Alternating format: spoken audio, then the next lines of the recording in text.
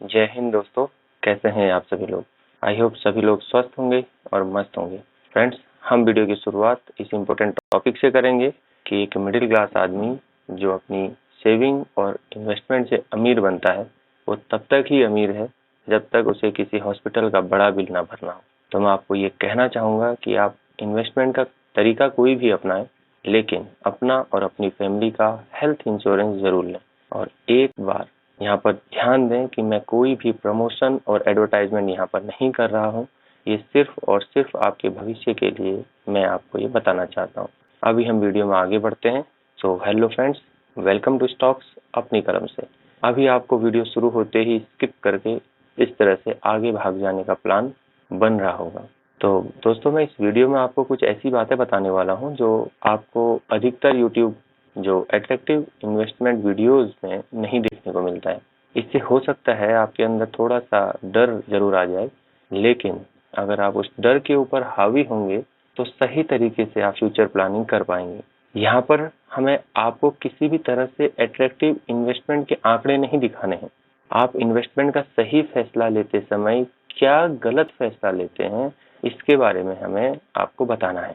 ये वीडियो देखने के बाद आपको अगर थोड़ा भी ज्ञान मिलता है तो वीडियो को लाइक और चैनल को सब्सक्राइब जरूर कर दें। सबसे पहले मैं आपको बोलना चाहूँगा कि मैं कोई सेबी रजिस्टर्ड एडवाइजर नहीं हूँ। इस वीडियो में बताई गई सभी जानकारियाँ केवल और केवल एजुकेशनल पर्पज के लिए हैं। इसे किसी भी तरह से इन्वेस्टमेंट की एडवाइस ना समझें। कोई भी इन्वेस्टमेंट डिसीजन लेने से पहले आप अपनी रिसर्च जरूर कर लें। दोस्तों, जिस एक्स्ट्रा इम्पोर्टेंट टॉपिक के बारे में हम आज यहाँ पर डिस्कस करेंगे वह है इन्फ्लेशन। आप इस वीडियो में देखेंगे कि इन्फ्लेशन आपके इन्वेस्टमेंट को किस तरीके से खा जाता है और आपका इन्वेस्टमेंट क्यों सक्सेस नहीं होता है, इसके बारे में हम डिस्कस करेंगे। फ्रेंड्स, आई थिंक आप लोग सेविंग और इन्वेस्टमेंट दोनों में फर्क जानते होंगे। तो इन्वेस्टमेंट जितना सुनने में आसान लगता है उतना ही मुश्किल होता है उसे कंटिन्यू कर पाना। फ्रेंड्स, इस तरीके का ग्राफ आपको देखकर मन में जितनी खुशी होती है उतना ही पेशेंस आपके अंदर होना चाहिए जब आप देखते हैं कि आपका ग्राफ नीचे की तरफ जा रहा है। तो अगर आप अपनी 30s में हैं, यहाँ पर आप कैसे इन्वेस्ट करेंगे, आपकी जो मंथली सैलरी आपको मिलती है उसको कैसे इन्वेस्ट करेंगे जिससे कि पावर ऑफ कंपाउंडिंग का इस्तेमाल करके आपका पैसा लगातार ग्रो होता जाए। पावर ऑफ कंपाउंडिंग बिल्कुल उस तरह काम करती है। मान लीजिए कि आपने आज कोई बीज बोया है, उसे आप रोज सुबह शाम पानी दे रहे हैं और अब वह धीरे धीरे एक पौधा बन गया है। दोस्तों, आप कुछ सालों के बाद उसमें फल लगने लगेंगे। बिल्कुल इसी तरह का पेशेंस आपको दिखाना है इन्वेस्टमेंट के समय में, जिससे बाद में आप रिटायर्ड लाइफ खुशी खुशी जी सकते हैं। वीडियो को आसानी से समझने के लिए हमने यहाँ पर एक छोटी सी कहानी बनाई है जिसमें हमने 3 दोस्तों को लिया है जिनका नाम है रिया, रॉकी और रवि। इस कहानी में रिया, रवि और रॉकी इंजीनियरिंग के स्टूडेंट हैं और तीनों ने ही एक ही स्कूल से अपनी इंजीनियरिंग की पढ़ाई कंप्लीट की है। पढ़ाई कंप्लीट करने के बाद तीनों ही एक बहुत ही अच्छी कंपनी में अलग अलग फील्ड में जाकर इंजीनियरिंग का काम कर रहे हैं। तीनों दोस्तों को बराबर पेमेंट और बराबर एनुअल इंक्रीमेंट मिलता है। ये सब हमने यहाँ पर कैलकुलेशन को आसान बनाने के लिए किया है, जिससे आप आसानी से समझ पाएं कि जो इन्वेस्टमेंट है किस तरीके से काम करता है। तो इसीलिए हमने यहाँ पर इन्वेस्टमेंट अमाउंट भी तीनों दोस्तों का बराबर लिया है। तो दोस्तों, सबसे पहले हम बात करेंगे पहले फ्रेंड की, जो कि है रॉकी। तो रॉकी की जो इन्वेस्टिंग स्टाइल है वो है म्यूचुअल फंड में जो स्टेप अप SIP वो करता है। तो यहाँ पर आपको एक शॉर्टकट में मैं म्यूचुअल फंड भी समझाने की कोशिश करता हूँ। म्यूचुअल फंड में क्या होता है, आपकी और हमारी तरह बहुत सारे लोग किसी म्यूचुअल फंड में पैसा इन्वेस्ट करते हैं। वो पैसा एक फंड मैनेजर के पास पहुंचता है। दोस्तों, ये सारा एक साइकिल है, आपके सामने स्क्रीन में आपको दिख रहा है। तो वो फंड मैनेजर उसे कुछ सिक्योरिटी या फिर आप बोलिए कोई स्टॉक्स एटसेट्रा परचेज करता है और परचेज करने के बाद उससे जो रिटर्न जनरेट होता है वो हमें पास डाउन हो जाता है। तो इस तरह से म्यूचुअल फंड का साइकिल काम करता है। अभी दोस्तों, जो म्यूचुअल फंड में बहुत समय से, आप कहिए 10 साल 15 साल से जो एवरेज रिटर्न चल रहा है वो चल रहा है करीब 12 से 13% का एवरेज रिटर्न। इससे पहले ये ज्यादा भी हो सकता है और कम भी हो सकता है, लेकिन ये एवरेज रिटर्न 12 से 13% यहाँ पर आप आराम से देख सकते हैं। तो हम मान लेते हैं कि रॉकी की जो स्टेप अप SIP है उसमें उसे करीब 13% का एवरेज रिटर्न मिल रहा है और रॉकी हर साल, माफ कीजिए, हर महीने 25,000 रुपये इन्वेस्ट करता है और एनुअल स्टेप अप हर साल उसमें 5% करता है, यानी हर साल उसमें 5% की वृद्धि करता है। तो इस तरीके से रॉकी का जो 20 साल का इन्वेस्टमेंट अमाउंट बनता है वो है 99,19,786 रुपीज, और इसमें जो एस्टिमेटेड रिटर्न कैलकुलेट करके आता है वो आता है 2,65,39,823 रुपीज। और अगर हम टोटल वैल्यू यहाँ पर निकालने की कोशिश करें तो आती है 3,64,59,609 रुपीज। तो ये कैलकुलेशन आप किसी भी ब्राउजर में जाकर step up SIP calculator search करने के बाद कर सकते हैं। हमने यहाँ पर ग्रो कैलकुलेटर की मदद ली है। अभी ये अमाउंट आपको काफ़ी अट्रैक्टिव लग रहा होगा। दोस्तों, यही वो अमाउंट है जो आपको इन्वेस्टिंग की अधिकतर वीडियोस में दिखाया जाता है, पर ये पूरी सच्चाई नहीं है दोस्तों, क्योंकि आपको ये डेटा आज की तारीख में अच्छा लगता है।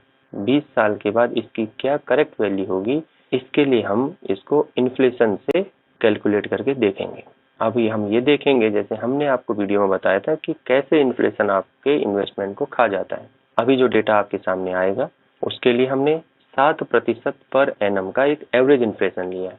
दोस्तों, 7% एवरेज इन्फ्लेशन की बात करें तो 20 साल के बाद आपका 1 करोड़ रुपए जो होगा वो 25 लाख रुपए के बराबर हो जाएगा। यानी जो वैल्यू आज 25 लाख रुपए की है, तब आपके पास 1 करोड़ रुपए होने पर वो वैल्यू होगी। तो इस तरह से रॉकी ने जो है 3.6 करोड़ रुपए अपनी पूरी सेविंग से, इन्वेस्टमेंट से बनाए हैं। तो इसको कैलकुलेट हम कर लेते हैं। रॉकी के 3.6 करोड़ रुपए बनते हैं 88 लाख रुपीज। इसको आसानी से समझने के लिए हमने आपके सामने कैलकुलेशन रखा है। आप देख रहे होंगे कि 3 करोड़ रुपए को अगर हम 3 हिस्सों में 25 लाख इंटू 3 कर दें तो बनता है 75 लाख रुपए, और बचा हुआ 0.6 करोड़ जो है यानी कि 60 लाख रुपए जो है वो लगभग 13 लाख रुपए के आसपास बनकर आता है। अगर इन दोनों का टोटल कर दिया जाए तो आपको देखने को मिलेगा 88 लाख रुपए।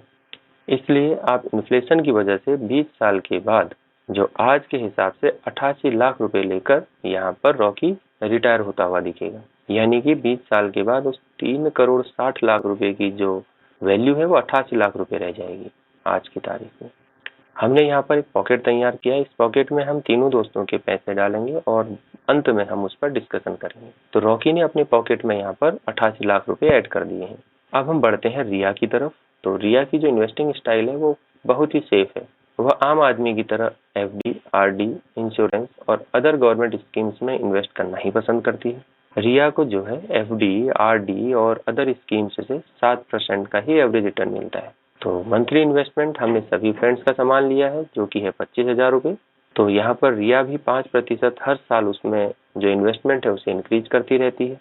20 साल बाद रॉकी की तरह ही रिया का इन्वेस्टमेंट अमाउंट भी बनेगा 99,19,786 रुपये। अगर हम यहाँ पर मैक्सिमम रिटर्न 7% लें तो रिया का 20 साल में जो एस्टिमेटेड रिटर्न निकल कर आता है वह है 87,70,503 रुपये। तो रिया की टोटल वैल्यू यहाँ पर बनती है 1,86,90,279 रुपीज। तो दोस्तों, अभी हम इसे इन्फ्लेशन से कैलकुलेट करेंगे। तो इन्फ्लेशन के बाद रिया की जो रियल इन्वेस्टमेंट वैल्यू है वो हम देखेंगे। ये डेटा हमने बार बार अपनी स्क्रीन पर इसलिए रखा है फ्रेंड्स, क्योंकि जो लोग वीडियो स्किप करके आगे बढ़ते हैं, अगर वो लोग यहाँ पर पहुँचते हैं तो उन्हें यहाँ पर भी कुछ सीखने को जरूर मिले। तो आप देख सकते हैं आफ्टर इन्फ्लेशन जो रिया की टोटल इन्वेस्टमेंट वैल्यू है वो निकल कर आती है 47 लाख रुपए। इसका कैलकुलेशन आप स्क्रीन पर देख पा रहे होंगे। तो दोस्तों, हमारे जो पॉकेट है उसमें अब रिया के 47 लाख रुपए भी ऐड हो गए। तो इससे पहले रॉकी के यहाँ 88 लाख रुपए ऐड हैं। अब हम तीसरे दोस्त की तरफ बढ़ेंगे जो है रवि। तो रवि की जो इन्वेस्टिंग स्टाइल है वो है म्यूचुअल फंड और स्टॉक इन्वेस्टिंग। तीनों ही इन्वेस्टिंग स्टाइल सेफ है। कुछ इन्वेस्टिंग स्टाइल रवि की थोड़ा सा रिस्की है और रिया बहुत ही सेफ इन्वेस्टिंग करती है, और रॉकी कुछ रिस्क लेकर यहाँ पर म्यूचुअल फंड में इन्वेस्ट करता है। तो रवि को भी रॉकी की तरह म्यूचुअल फंड से 12 से 13% का एवरेज रिटर्न मिलता है फ्रेंड्स।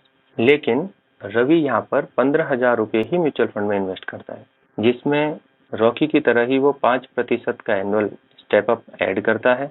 तो 20 साल के बाद यहाँ पर रवि का जो टोटल इन्वेस्टमेंट होता है वह है 59,51,872 रुपीज। अगर हम 13% का एस्टिमेटेड रिटर्न लें तो रवि की जो एस्टिमेटेड रिटर्न कैलकुलेट होकर आएगी वो है 1,59,23,894 रुपीज। अभी यहाँ पर टोटल वैल्यू की बात करें तो जो रवि की टोटल वैल्यू म्यूचुअल फंड से निकल कर आती है वह है 2,18,75,765 रुपीज। अभी रवि अपने बचे हुए 10,000 रुपये स्टॉक इन्वेस्टिंग में इन्वेस्ट करता है, जिसमें उसे करीब करीब 18 से 20% का एवरेज रिटर्न मिलता है। यहाँ पर हम मिनिमम 18% का रिटर्न लेंगे। तो एनुअल स्टेप अप यहाँ भी रवि 5% का ही करता है। तो 20 साल के बाद स्टॉक्स इन्वेस्टिंग से रवि के जो है 39,67,914 रुपीज जमा हो जाते हैं।